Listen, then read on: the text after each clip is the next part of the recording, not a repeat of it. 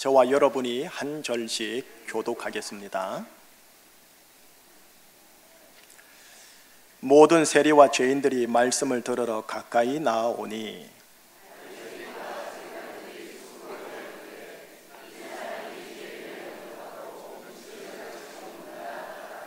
예수께서 그들에게 이 비유로 이르시되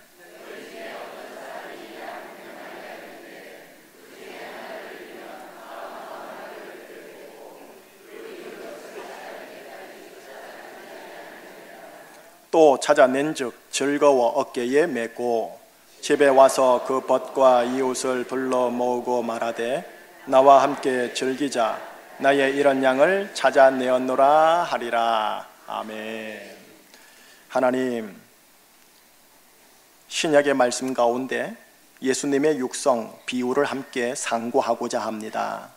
아버지의 영 성령님의 조명하심과 감동하심으로 말씀이 영이요 생명과 능력으로 여기 계신 분들 한 분 한 분과 그들의 부부 관계와 그네들의 가정 속에 임하게 하여 주시옵소서. 예수 그리스도 이름으로 기도합니다. 아멘.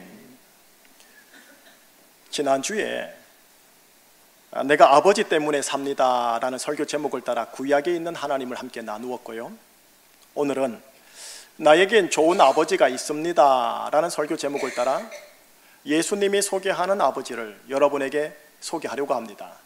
5월은 가정의 달을 맞이하였기에 하나님 아버지를 우리가 제대로 알고 제대로 관계 맺고 제대로 사랑하여 이 광야 여정 잘 통과해야겠다 싶은 마음인 겁니다.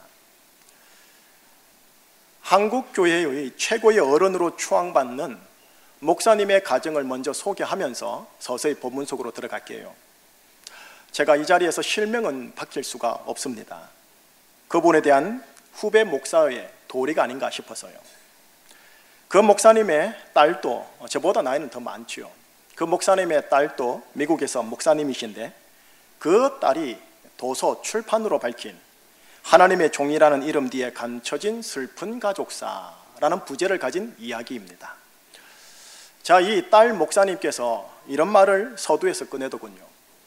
아버지라는 단어는 나에겐 착잡한 그 이름이다. 아버지는 내게 아픈 상처이다. 누르면 아직도 명치 끝이 아파오는 통증의 버튼이다. 아버지로부터 비롯된 신앙의 비극사는 가족 모두에게 커다란 영향을 미쳤고 하나님의 은혜라는 단어를 가장 많이 사용하는 목사님이셨지만 정작 그 은혜를 우리 가족과는 나누지 못하셨다. 하나님의 사랑을 말하나 사랑을 몰랐던 목사님이셨다. 아버지에 대한 책에 머리말을 이렇게 적었다라는 것은 처음부터 좀 약간 충격이었습니다. 자, 대략적인 내용을 함께 나눠볼게요. 3남 3녀의 형제라고 합니다.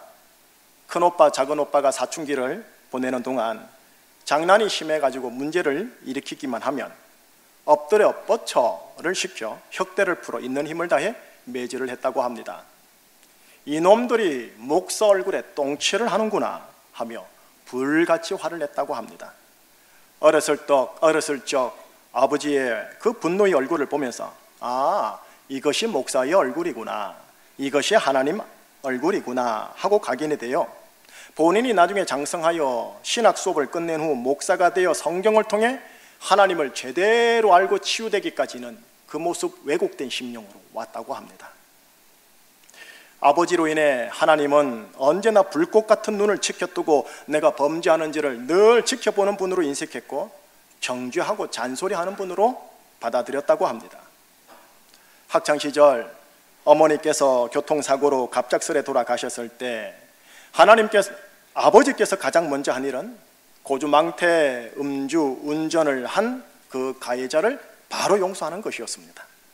그러나 6명의 아이들의 상처와 충격에 대해서는 가정 안에서 단 한마디도 위로의 말씀이 없었다고 합니다.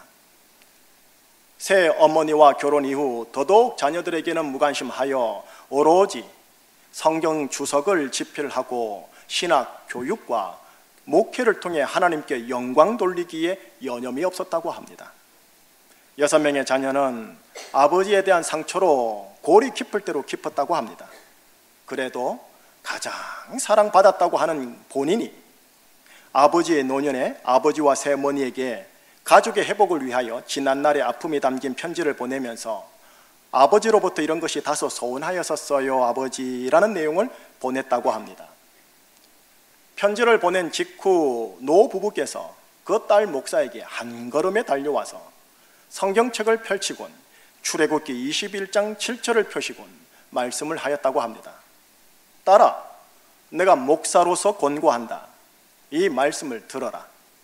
자기 아버지나 어머니를 저주하는 자는 반드시 죽일지니라. 말씀을 읽은 후 그 오래전 옛날 보았던 분노 가득한 얼굴로 불같이 화를 내었다고 그 책에 기록이 되어 있습니다. 노년이 되신 아버지께서 담도암으로 입원하였을 때 일입니다. 큰오빠가 아버지랑 가장 골이 깊어 인연을 끊고 있었는데 거의 죽음 앞에서 큰오빠를 만나자라는 권면을 하였고, 처음에는 완강히 거부하시다가 결국 데리고 오라고 하여 온 자녀들이 임종의 자리그라 생각하고 아버지 침상 앞에 서게 되었다고 합니다. 아버지께서 자녀들에게 한자 성어가 기록된 족자 하나씩을 주었다고 합니다. 오랜만에 아주 오랜만에 온 이 큰 오빠에게 준 한자 성어는 파사현정, 뜻하여 악을 당장 파하고 의를 드러내거라. 속풀이는 아들 된 돌이 똑바로 해라. 6명의 자녀 중 한 자녀가 먼저 일찍 죽어 5명이 아버지로부터 족자를 각각 받았는데 그 족자의 내용이 축복의 내용이 아닌 지적하는 정죄의 내용이 담긴 한자 성어였다고 합니다. 그리고 족자 안에도 아버지 땡땡땡이 아니라 목사 땡땡땡 기록되었다고 합니다. 큰오빠가 아버지의 병으로 한 걸음에 달려와 임종을 지켜보게 되었는데 그 자리에서 마지막까지 아들을 향하여 정죄와 상처를 주었던 겁니다. 오빠가 울먹거리면서 이렇게 말했다 합니다. 족자보다 차라리 아버지가 돌아가시기 전에 아들 손이라도 잡아주셔서 아버지가 내 아버지라는 걸 한 번이라도 느끼게 해주셨다면 얼마나 좋을까. 다 큰 자식이 울었답니다. 자, 이야기는 여기까지만 하겠습니다. 이 책을 제가 읽고 책을 덮으면서 먹먹했습니다. 내가 아버지 때문에 산다? 내가 아버지 때문에 죽을 것 같습니다. 나에겐 좋은 아버지가 있어? 나에겐 지우고 싶은 아버지가 있어요. 목사 가정이에요. 하물며 여러분의 가정일 줄이에요.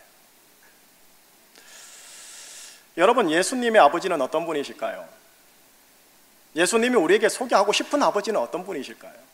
물론 구약에 기록된 만군의 여호와 거룩하신 하나님이시겠지만 예수님이 소개하는 아버지를 오늘 이 자리에 여러분에게 소개하고 싶은 거예요. 이제 서서히 본문 속으로 들어가려고 합니다. 예수님 당대의 유대 사회의 핵심은 율법이었습니다. 율법의 핵심이 뭐냐 하면 당대의 유대 사회의 모든 유대인들은 레위기 19장 2절 삼척 동자도 알았습니다. 자, 레위기 19장 2절이 뭘까요? 함께 읽어보겠습니다. 너는 이스라엘 자손의 온 회중에게 말하여 이르라. 너희는 거룩하라. 이는 나 여호와 너희 하나님이 거룩함이니라. 유대 사회의 바탕이 된 건 율법입니다. 율법의 핵심은 여기에 나오는 거룩입니다. 하나님은 하나님의 거룩을 목표로 그 거룩함에 이르고자 가장 열심을 내었던 분들이 바리새인입니다. 반면 예수님은 율법의 핵심을 하나님 사랑, 이웃 사랑에 두었습니다. 이 미묘한 차이가 그걸 만들어 놨지요. 바리새인들은 하나님의 거룩에 위반되는 것이라면 자기의 가족까지도 멀리합니다. 하나님의 거룩을 훼손하는 자를 일컬어 그때 당대 용어로 죄인이라고 합니다. 우리 대한민국에선 실정법을 어긴 반사회적, 반윤리적 행실을 한 자를 일컬어 죄인이라고 하는데, 그 당대의 유대인들은, 사복음서의 유대인들은 아무리 착하고 선량해도 하나님의 거룩에 위반된다면 죄인이라 하여 가차없이 정죄하고 멀리합니다. 왜요? 하나님이 거룩하기에 우리 모두가 거룩해야 한다. 그 마음이죠. 율법의 핵심에 대한 순종 때문에요. 자, 오늘 본문에 이 죄인이 등장합니다. 1, 2절에 보면 그 죄인과 바리새인과 예수님이 삼각관계 형태로 나타납니다. 한번 같이 읽도록 하겠습니다. 모든 세리와 죄인들이 말씀을 들으러 가까이 나오니 바리새인과 서기관들이 수군거려 이르되 이 사람이 죄인을 영접하고 음식을 같이 먹는다 하더라. 1절에 보니 세리와 죄인이 예수님께 가까이 나옵니다. 예수님의 말씀을 들으려고요. 세리와 죄인이라는 이 표현은 한 묶음으로 해서 복음서에 참 자주 등장하는 표현입니다. 바리새인들이 가장 싫어하며 가장 멀리하며 가장 정죄하는 부류들입니다. 가장 거룩하지 않은 존재들이기에 말이죠. 그래서 이들과 음식을 같이 먹지 않습니다. 왜요? 자신의 거룩을 지켜야 하니까요. 그런데 예수님에겐 늘 이 세리와 죄인들이 가까이 나옵니다. 왜요? 예수님 말씀 듣기 위해서요. 아니, 예수님이 나에게 가까이 나오라 하고 오픈하신 겁니다. 말씀만 전한 게 아니었습니다. 2절을 보니 세리와 죄인들을 영접하고 음식을 같이 먹더라 라고 되어 있습니다. 그래서 바리새인과 서기관들은 이런 예수님의 형태를 보고 수군거립니다. 그래서 바리새인들은 예수님을 뭐라고 부르느냐? 세리와 죄인의 친구라고 비아냥거렸습니다. 그 말씀 한번 볼까요? 누가복음 7장 34절이 자막에 나옵니다. 자, 같이요. 인자는 와서 먹고 마시매 너희 말이 보라 먹기를 탐하고 포도주를 즐기는 사람이요.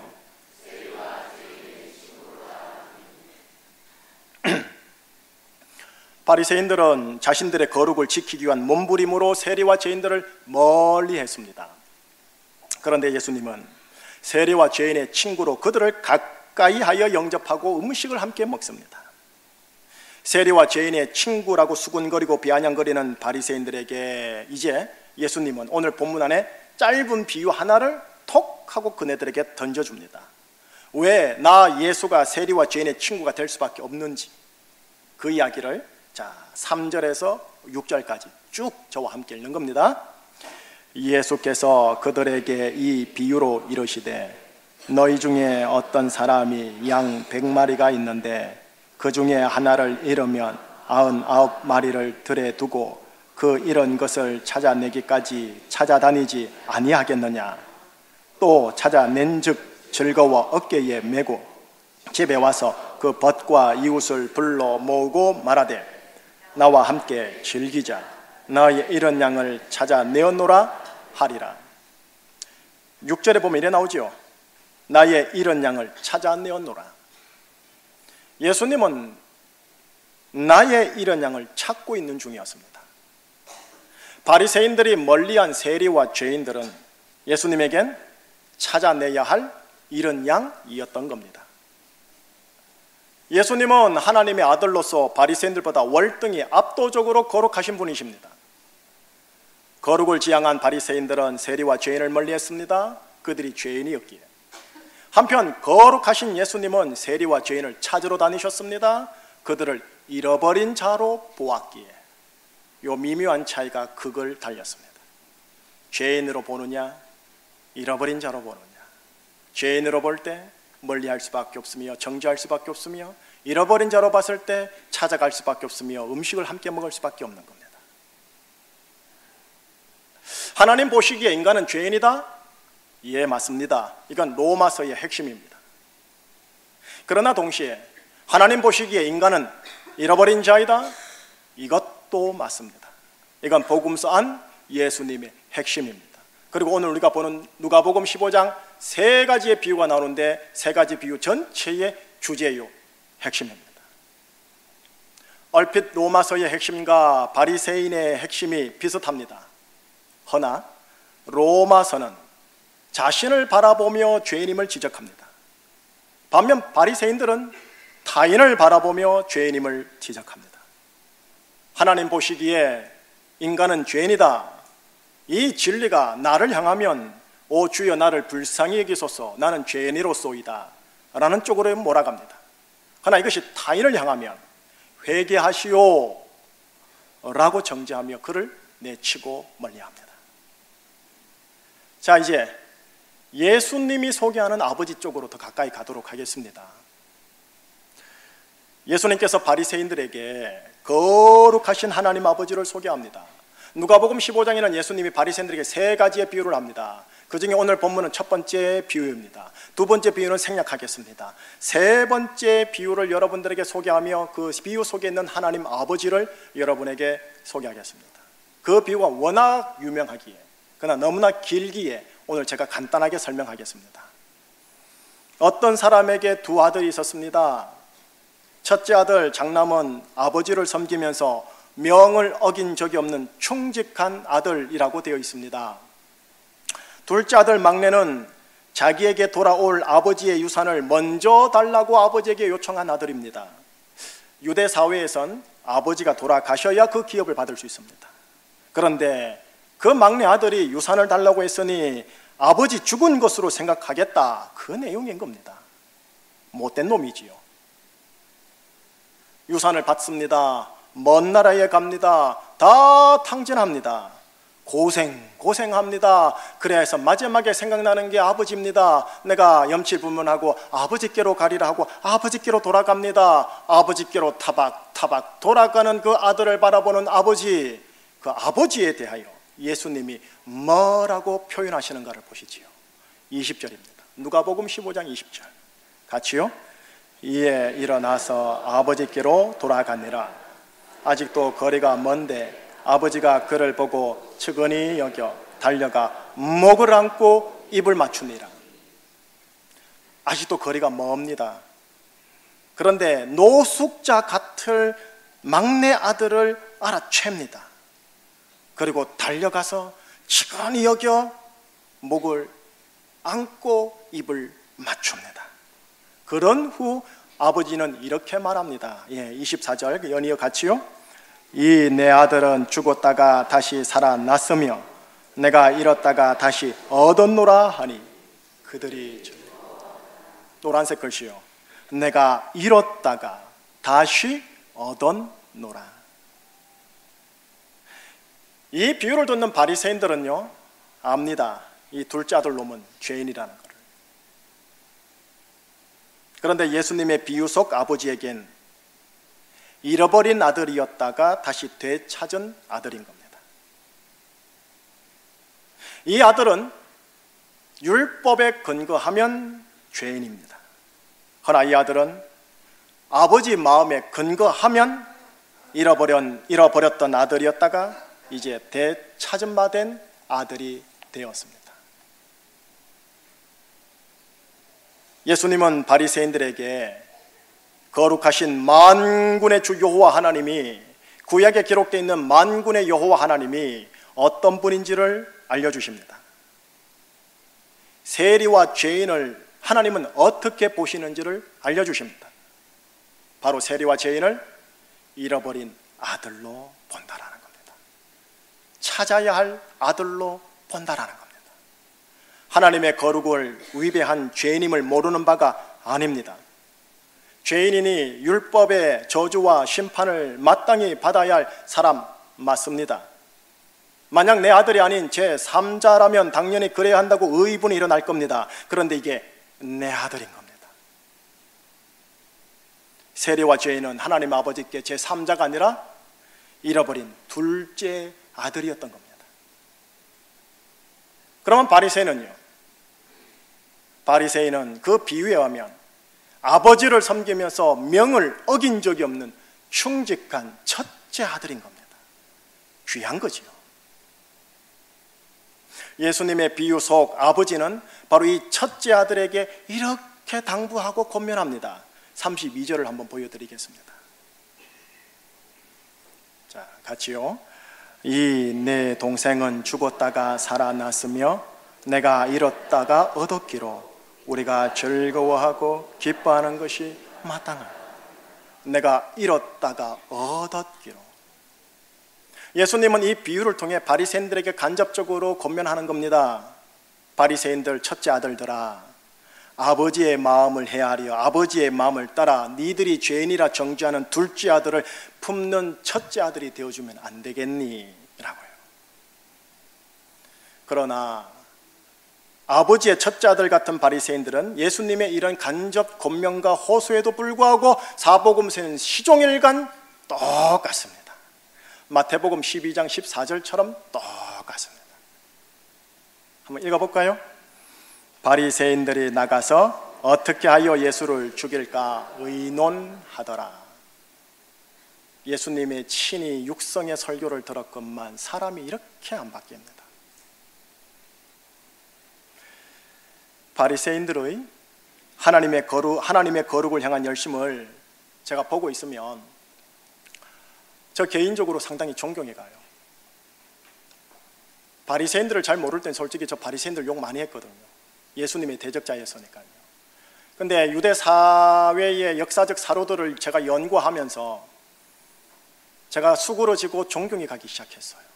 하나님의 거룩에 대한 열심이 특심인 것을 보면서요. 그러면서 동시에 사복음서가 중복 오버랩이 되면서 제 마음이 매우 슬프고 안타깝고 먹먹했어요. 마치 설교서론에 그 존경할 만한 대선배 어르신의 슬픈 가족사를 대하는 먹먹함이 저에게 다가왔었어요. 바리새인 이분들이 예수님의 마음, 구약 속 만군의 여호와 하나님 아버지의 본심과 속뜻을 제대로 헤아렸다면 수많은 사람들을 죄인으로 정죄하고 저주하는 대신에 자신을 향해서는 율법에 근거하여 나는 죄인이로소이다 라고 애통해하면서 동시에 타인을 향해서는 하나님의 잃어버린 아들로 보면서 그 잃어버린 자를 찾아다니는 일에 열심 다하는 바울 같은 인물이 될 텐데, 그런 안타까움과 아쉬움이 저에게 있었던 거예요. 이제 서서히 마무리하겠습니다. 여러분에게는 하나님 아버지를 소개하고 싶습니다. 바리새인이 소개하는 하나님 대신에 예수님이 소개하는 하나님 아버지를 여러분의 아버지로 소개합니다. 예수님이 소개하는 하나님 아버지를 내 아버지로 모십시오. 예, 물론 두 분 다 같은 한 하나님이지만 예수님이 소개하는 하나님이 참 아버지 하나님이십니다. 내 성향과 기질이 바리새인들처럼 엄격함과 거룩함과 언단함을 좋아하는 분이라 할지라도 예수님이 소개하는 아버지를 나의 하나님 아버지로 받으십시오. 또 지금 내 환경과 그 환경으로 인한 나의 속 감정이 아버지라면 정말 이럴 수 있나 싶은 상황이고 그 속 감정이라 할지라도 예수님이 소개하는 아버지를 나의 아버지 하나님으로 받으시길 바랍니다. 아버지를 곡해하지 마십시오. 아버지와 관련된 미국의 신앙격언 하나가 있습니다. 영어로도 보여드리고 한글로도 보여드릴게요. 신앙격언이 이렇습니다. Faith is believing that I have a good father.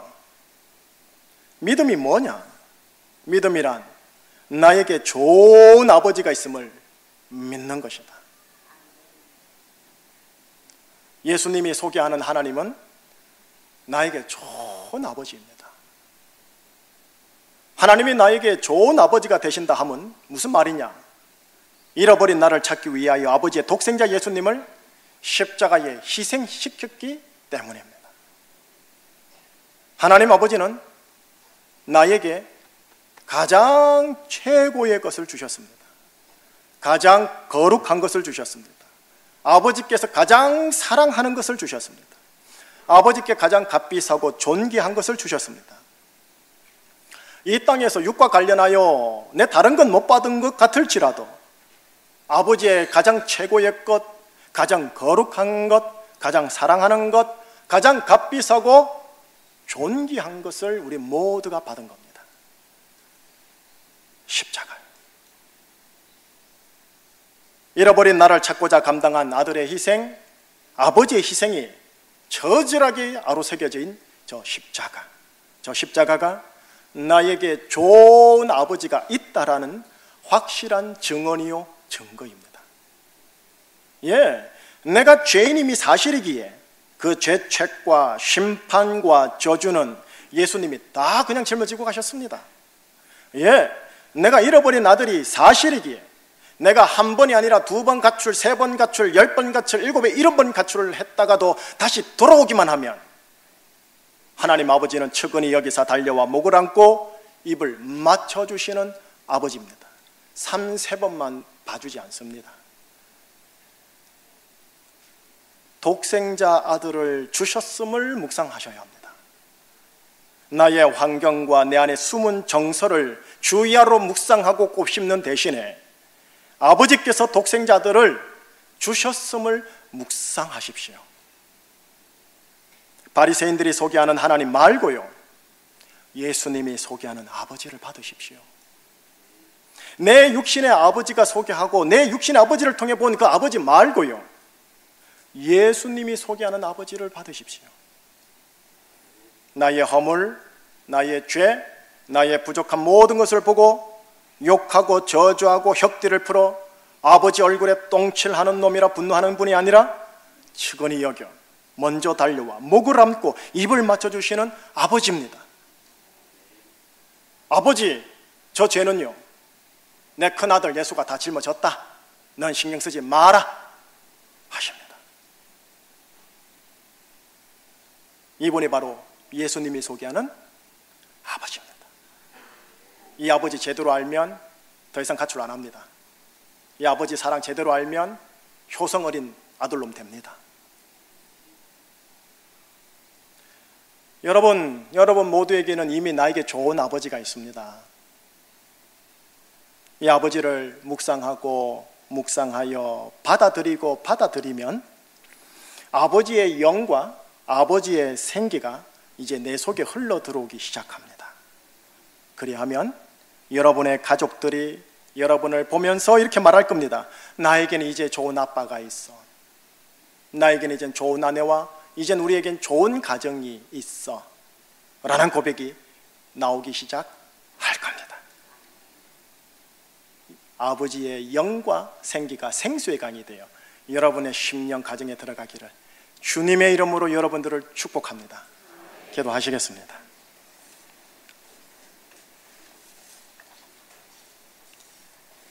하나님, 예수 그리스도의 속량으로 말미암아 하나님 은혜로 값없이 의롭다 하여 주시고, 너는 내 사랑하는 아들, 내 기뻐하는 자니라. 누가 뭐라도 너는 내 아들이다.